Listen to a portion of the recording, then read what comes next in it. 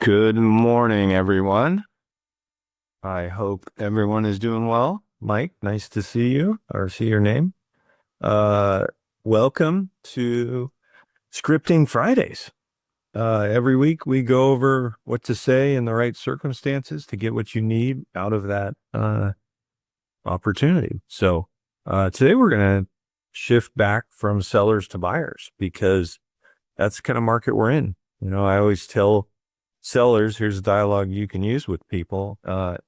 It's when they say, what's the market like? I go, it's kind of a surreal market because it's a seller's market by definition, but it's behaving like a buyer's market.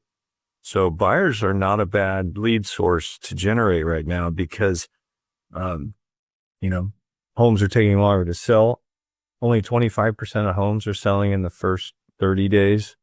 Um, that means 75% aren't, right? So, anyway, we're going to talk today about the things that I say and do with buyers to help us get, get buyer agency agreements signed, because I'm here in Washington. We have Senate Bill 5191 that says, thou shalt not provide brokerage services without first being hired. So I assume most of you in the states you're in out of the NAR settlement have some sort of legislation. It's helpful. My signing ratio has gone through the roof since that law went into effect. What I'm going to teach you today is what I've used for literally 17 years to get buyers to sign buyer brokerage agreements. But now I have an added reason. It's the law, right? I've also used this to sign lots of listing agreements.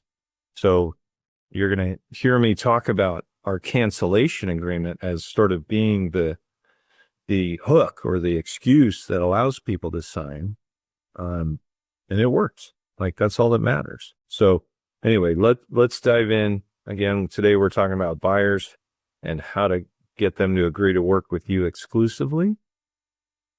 And then at the end, we'll open it up to Q&A and see if there are any scenarios. I have two screens, so I have to navigate this a little bit. See if there's any scenarios that you would wonder what Ed would say. All right. So anybody that's new, my name's Ed Laine. I'm out of the Seattle market. I've been in the business since 1987. And I've sold over 3,000 homes. I also was a lender for 30 years, so I've closed over 5,000 mortgages. I've got a lot of experience.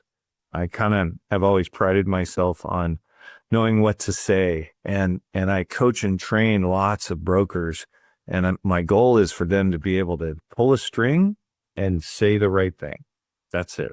So we touched on it before I dove into the slide deck on why now it's a good time to work with buyers, right?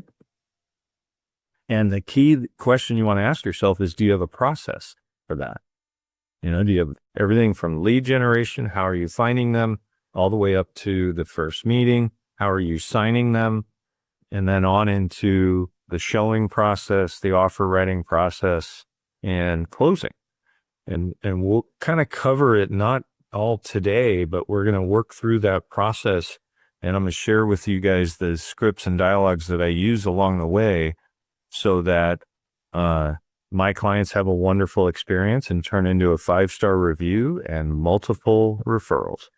Just got another referral yesterday. So it's an effective process, right? So the key steps for everybody is, I just realized I should have deleted number 3 because this is for my team. But prepare and present. You don't want to go to any buyer meeting without being prepared. And we actually have a folder, a prefab folder that we use to meet with people. And it's got a left side and a right side.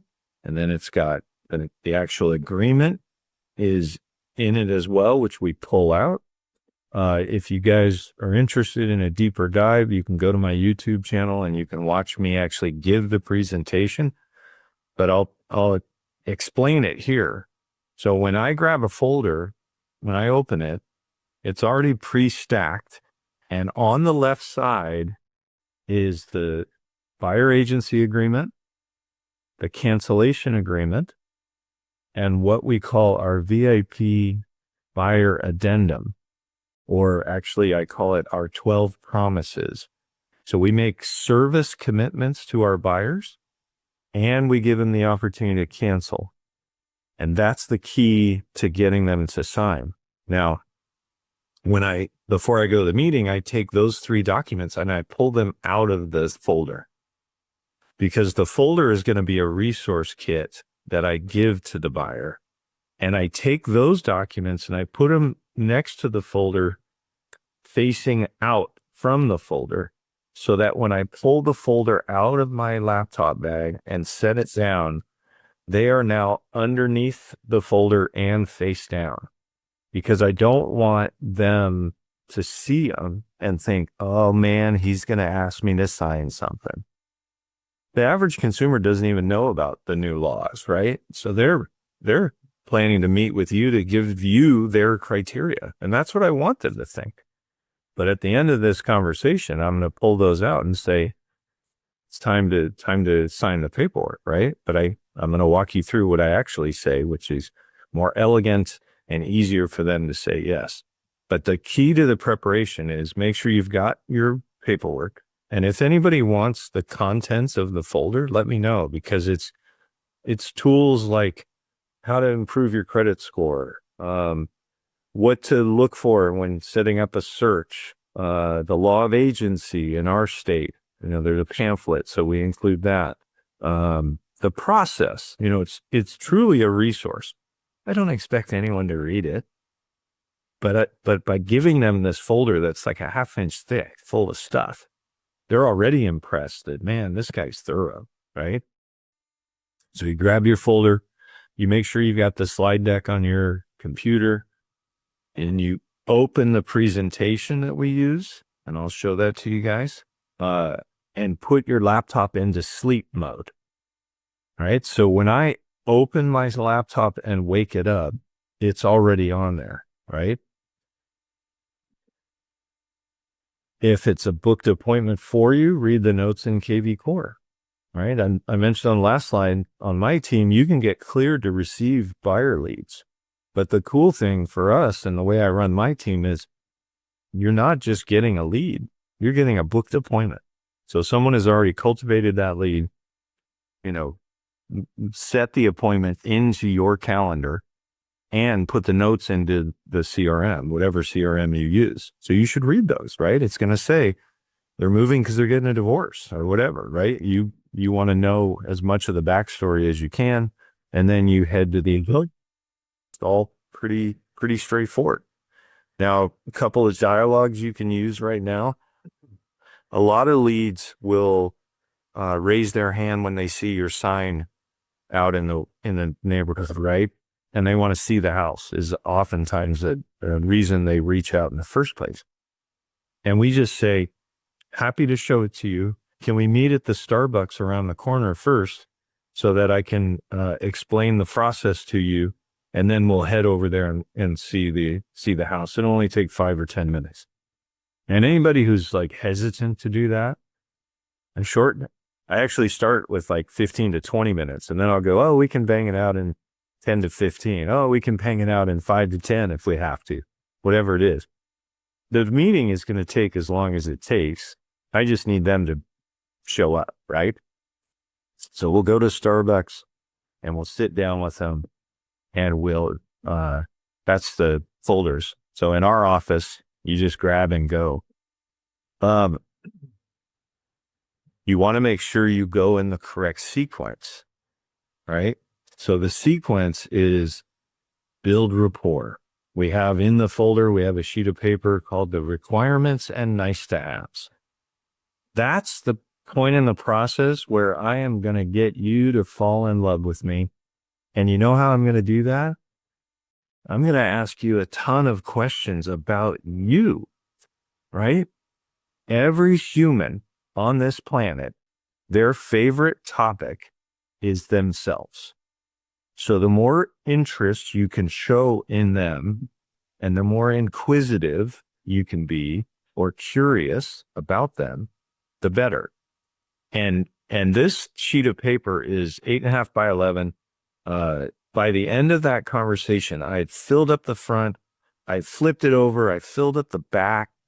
I know who your kids' names are or what your kids' names are. I know how old they are, what schools they go to, if they're in high school, what colleges they're hoping to attend. I know not only that you have a dog, but what breed and what name and what age. I'm just curious. Oh, you want a fully fenced yard? Is that because you have a dog? What kind? I love dogs. In fact, here's my screensaver on my phone. It's my dog, right? Find commonality with people. You know, it's not too different than when you're going to a listing presentation and you get a tour of the home. You should be scouting for things that you have a connection to. Oh, you've been to Cabo. I see the photo. I love Cabo, whatever, right? Oh, you play adult soccer. I've never wanted to do that. That sounds like work to me. Running. Oh my God, are you kidding me? That I have so much respect and like bond with them about their lives, right? So that's the rapport building. And if I'm being totally honest and transparent, this meeting takes 45 minutes to an hour. Even though I said we'll bang it out in 5 minutes, because I'm spending 30 to 45 minutes on the bonding part. Because the longer I can make that last, the closer to me you're going to feel, right?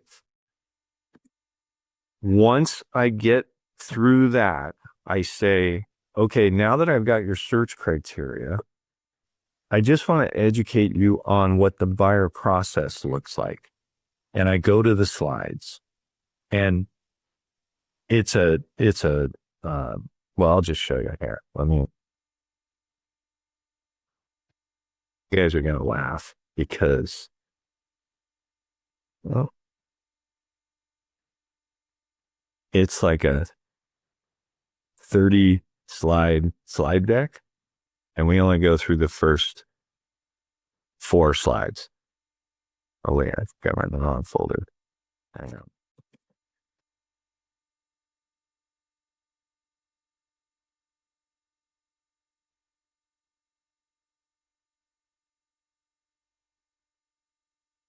All right, so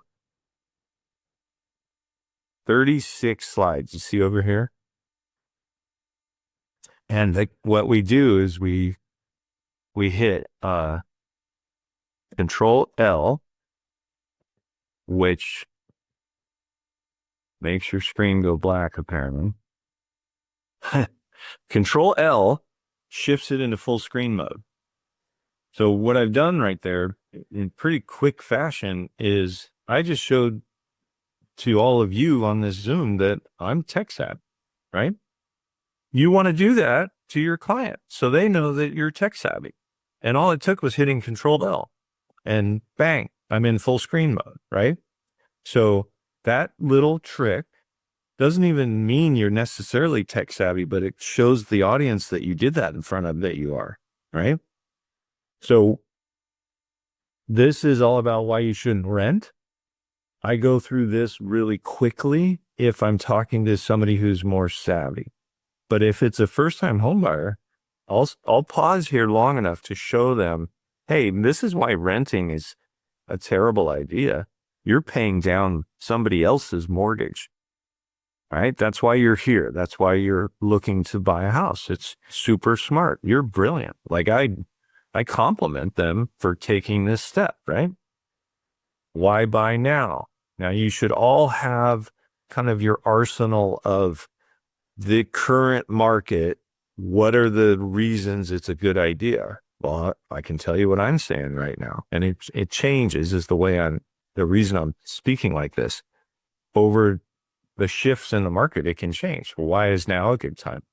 Now is a good time because sellers are not desperate, but man, they are worried. And you can negotiate pretty aggressively, right? And when rates go down, the bidding wars are coming back.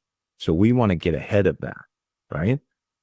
And I'll say massive transfer of wealth. That's a powerful sentence, right? Any market where there's significant leverage on one side, there's a massive transfer of wealth happening, right? Then I say, are you familiar with the types of agency? And you can use this as a PowerPoint so that the two bullets don't show up and ask that question, or you can just do it. I get more benefit out of the Control L thing at the beginning, so I don't mind. And when I'm explaining agency, I say, a lot of people don't realize this, but there's actually two types of agency. There's seller agency, right? Like listing brokers.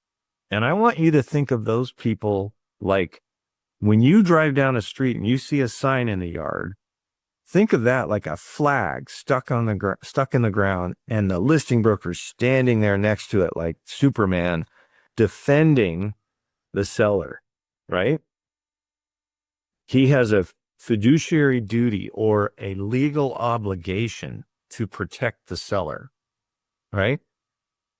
Then the other side of the coin is there's buyer agency. That's what I do.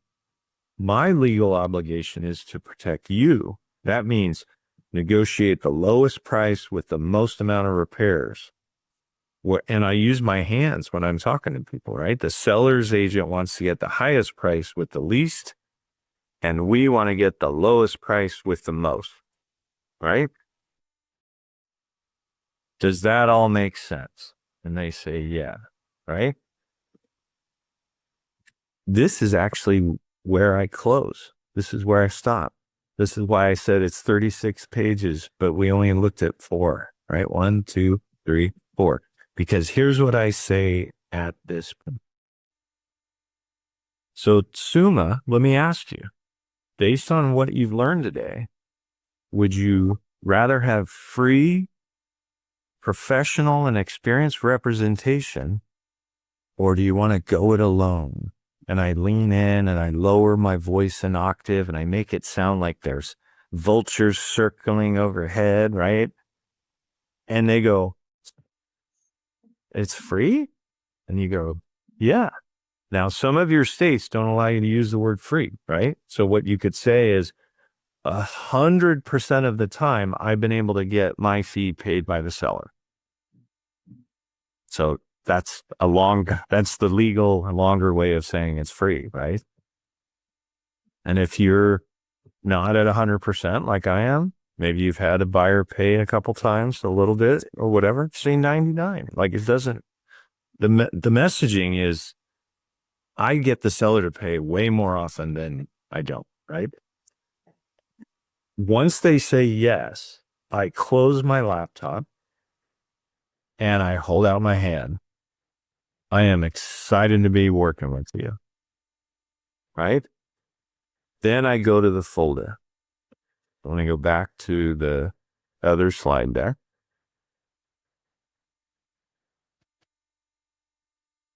I must have too many tabs open. I'm going to speculate that's the issue.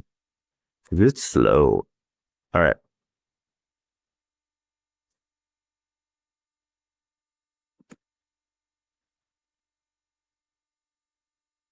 All right. Then we go to the folder. And at the end, we review the agreements. And then we always end with BAM FAM. Have you guys heard that term before? Book a meeting from a meeting.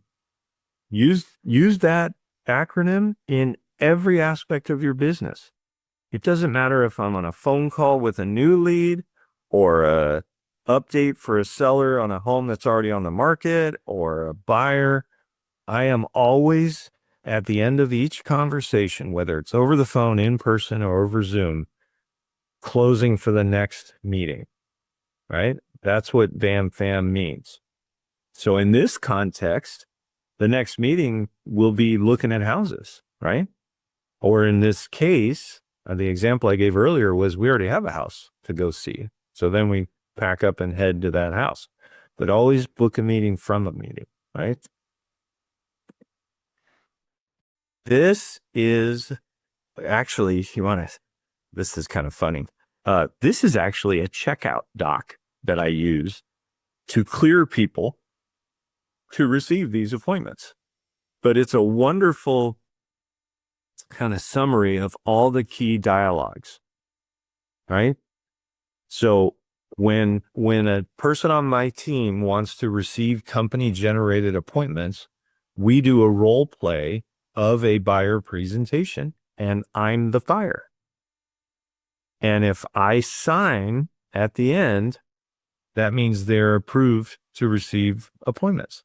If I don't, I explain why, and I give them coaching, and they're welcome to try again. I want as many people taking these as I can, because what I found is some people are good at closing and converting leads and others are not. So everybody gets a shot, but if you're terrible at it, you'll get cut off, because I'm not going to waste money on leads for you, right?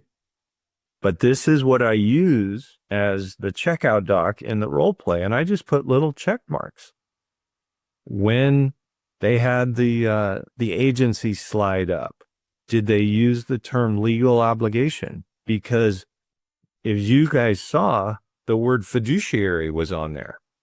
And we all know what fiduciary means, but most consumers don't, right? So you want to make sure that you're saying legal obligation, which allows their brain to process and go, oh, that's what fiduciary means, right? Did I say the stake in the ground, right? I didn't in this role play, but I want them to talk about the seller pool of money. That's how we get the commissions, right? The seller has a pool of money. They decide at the beginning how much of it to offer to a buyer's agent. Because in my market, there's 30,000 buyer's agents. And most listing brokers are skilled at explaining to a seller, it's not a good idea to stick a middle finger in the eye of 30,000 buyer's agents. So let's offer something, right? We talked about the dialogue I use in the seller part of this Friday meeting, where I say, my advice is we should survey the market and figure out how much to offer, because you don't want to offer too much. That means you overpaid, and you don't want to offer too little, because that means some brokers won't even show your house. We just want to blend in, right?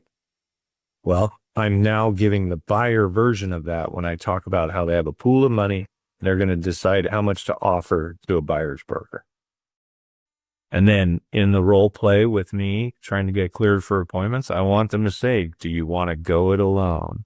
Do you want free professional representation, or do you want to go it alone? Then the F in this middle section, right, stands for folder. The dialogues we use when we're going through the folder is, on this side of the folder, we have a purchase and sale agreement. And there's 3 parts to an offer I want you to be aware of. The first is a purchase and sale agreement that is written in your favor.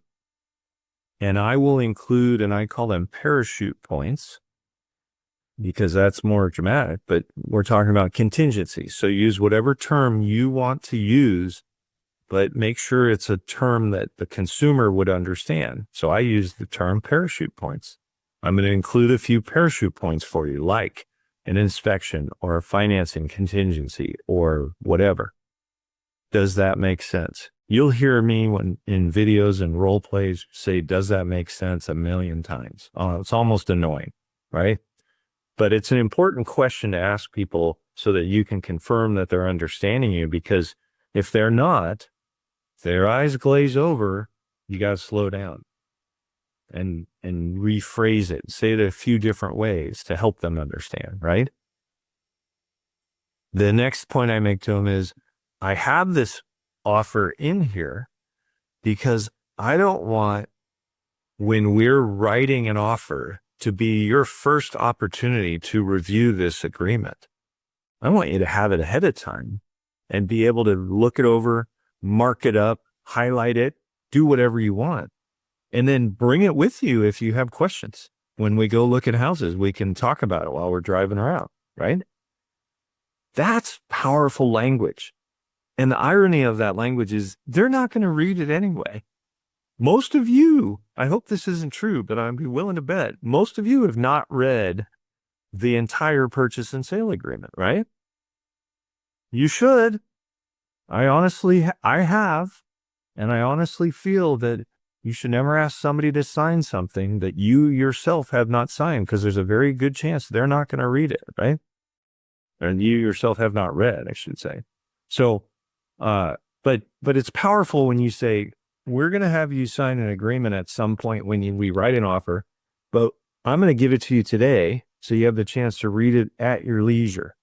I'll even say, read it when you're going to bed. It'll help you sleep because it's boring stuff, right? But it's important because you will be expected to sign it. And I don't want us being under the pressure of writing an offer, maybe even in a multiple offer situation, for you to have to read a 20-page document, right? Then we go to earnest money. Are you familiar with an earnest money deposit? Do you know what that is? Yeah, I think, right? A lot of people know that there's some sort of deposit. I go, that's right. It's called an earnest money deposit because we are stating to the seller in earnest that we're serious about buying their offer or buying their house. This is also why it's important to recognize what's typical in our market. This is my chance to inoculate the buyer to how much it's going to be, right? So I used to say what's typical is 1% to 3%, but we've been in a seller's market for almost 10 years now. So I've actually been saying 2% to 3%. And then if there's a buyer who's maybe a VA buyer and they're like 2%, holy cow, I can't afford that. Then we can get away with 1%, but it's my opportunity to explain that that could be perceived as a weakness, right? When a seller has multiple offers and they're comparing them, the size of the earnest money matters. I also want them to know that I've never lost one. And you're not going to be my first, is what I say, right? Hopefully that's true for all of you. So make that point. That's a powerful point. Consumers think earnest monies get lost all the time. I don't know about your market, but even on my team, we never lose earnest money. There's always some parachute point that's protecting our client, right? So drive that point home. This is also where I'll talk about the third part of the offer is the pre-approval from your lender.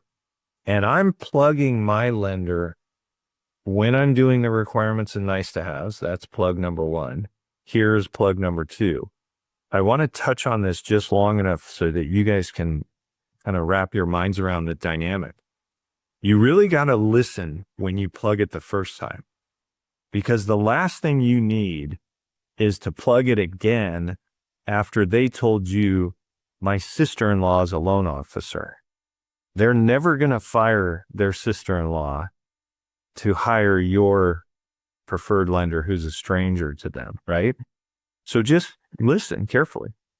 When I'm doing the requirements nice as, we talk about payment, where, price point. Have you been pre-approved? Oh yeah, my sister-in-law works for Wells Fargo. If she works for Wells Fargo, I still might say something in that moment, but I won't bring it up again. I'll just say, Wells Fargo is a big national bank. Have you compared terms with brokers and mortgage bankers? Because they have better terms. And what you might be able to do is get a pre-approval with an interest rate from some other company and give that to your sister-in-law so that Wells Fargo will match it. Because the bigger banks do have the latitude to reduce their rate. And that's all the advice I need to give. And that also gives my preferred lender an opportunity, right? So back to the folder, pre-approval letter is the third aspect. So remember, the three parts to an offer are a purchase and sale written in your favor, an earnest money deposit, and a pre-approval letter. Then in the folder, I move to the left side of the folder, which are all those resources. And I like to go from back to front because it allows me, if I have multiple documents, it allows me to kind of curl them and unveil one at a time that way. And I just explain what's in the folder, right? Then we go to the paperwork. This is the scary part for a lot of people, right? I'm going to start with my cancellation agreement. My cancellation agreement allows you to fire me at any time, but please don't fire me. This is how I feed my family, right?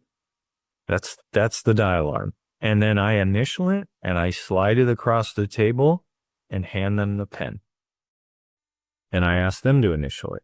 It's easy or easier for someone to initial that document because it's non-binding and all it is putting my employment at risk, right? But now I've got the pen in their hand, right? So then I take the cancellation agreement back. I leave the pen in their hand. I fold it in half and I stuff it in the back of the folder and I make a joke about how you're never really going to need this, right? But it's here. You just aren't going to need it, right? Then the next thing I go through is our VIP buyer addendum, which I call our 12 promises. So I pull it out. I go, this is our 12 promises. And I walk them through the 12 promises. And these are things like, and I'm happy to share this, but it's things like, we're going to negotiate in your favor, right? We're going to refer you to qualified vendors like inspectors and appraisers. We're going to go through an offer strategy session. We're going to do the following, right? It's a lot of the things that you guys probably do already. We just put it in writing and it already stands out to the customer that Ed makes more guarantees than anybody I've talked to, right? In the 12 promises, there are 3 bonus commitments, and they're sort of in bold, so they stand out. The first is we give every one of our buyers a free home warranty. And then we use stories to reinforce the value. And I'll say, have you ever bought a blender at Costco or something like that and got it home and it didn't work? So what would you do? And I go, take it back. I go, exactly. Now, what if you bought a house and the day after closing, the water heater failed? What would you do? And they'll go, take it back? And I'm like, wouldn't that be great, right? But that's why we give you the warranty, so that you can get that water heater replaced for free. They charge a $75 visit, like a copay, just to make sure that whatever it is truly dead and not just in need of repair. And then they replace it for free. And we give you that for free. Isn't that cool? I go, yeah. I also talk about my fee on the VIP buyer addendum. We have language at the bottom because we charge 4% plus $5.95 for our buyers. And I explain why that is and how I'm able to get it. And you can watch that other video because I know we're running long. But try that in your market. And here's a new additional dialogue you can use. Our Senate Bill 5191, and I name it by its name because that reinforces in whoever I'm talking to that I'm familiar with the law, right? But what Senate Bill 5191 says is whatever I put on my buyer agency agreement, I can't accept anything higher, but I can adjust it lower. So that really, because it's written that way, makes you and I want to err on the high side. And then we can come down if they're only offering 3 or 2.5. But if we write it for 2.5 and they're offering 3, I don't get the extra half. It goes back to the seller. And I explain it to the buyer. I don't get the extra half, and neither do you. It goes back to the seller. So what we want to do is err on the high side. Does that make sense? And they go, oh yeah, right? we also touch on the lack of transparency. Now we're a lot more transparent, right? The commissions are disclosed, but in your state, they're probably not. Here in the Northwest, our Northwest MLS told NAR to kick rocks. They're like, we're not taking away transparency to the consumer. So if you're in a market where you're not allowed to publish the buyer brokerage commission in your MLS, you can talk about the lack of transparency, and you can position yourself as we are transparent, even though our MLS is not. I don't think that's right. I think the consumer should know. So I'm telling you up front what I charge, and you don't have to guess, right? And if they want to dig into that conversation, you can go deeper. You can say, well, there's a scenario where you fall in love with a house that's offering 4% and a house that's offering 1%. You want my advice about those houses to be impartial. That's why my fee is fixed, right? So I'm not affected by what you are debating between. Does that make sense? And they go, oh yeah. Then I pull out ours is called Form 41 or Buyer Brokerage Services Agreement. And I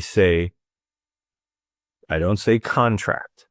I say, this is the agreement that holds me accountable to those 12 promises. And they go, oh, so what did I do right there? I'm going to stop sharing so I can look at you guys. I just pivoted. The whole reason that most buyer's agents have anxiety about buyer brokerage agreements is because they felt like they were being handcuffed to the consumer. I just turned those handcuffs around and put them on myself, because this is the agreement that holds me accountable. Doesn't hold you accountable to me, right? Yeah. So between that repositioning and the cancellation agreement, they sign 100% of the time. Yeah. So I know all of you have now been operating in a market where you've been having to get these signs signed. Hopefully you're experiencing a very high ratio of signings.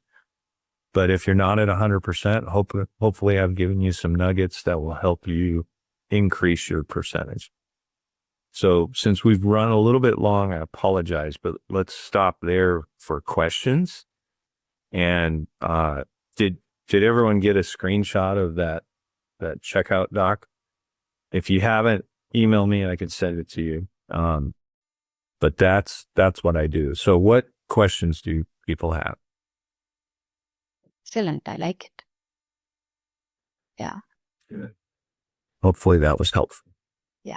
You are very calm, like I finished my presentation just 10 minutes, blah, blah, blah. Yeah. What if it works? Like it works, but there's you are a bunch of different ways. Yeah. Yeah.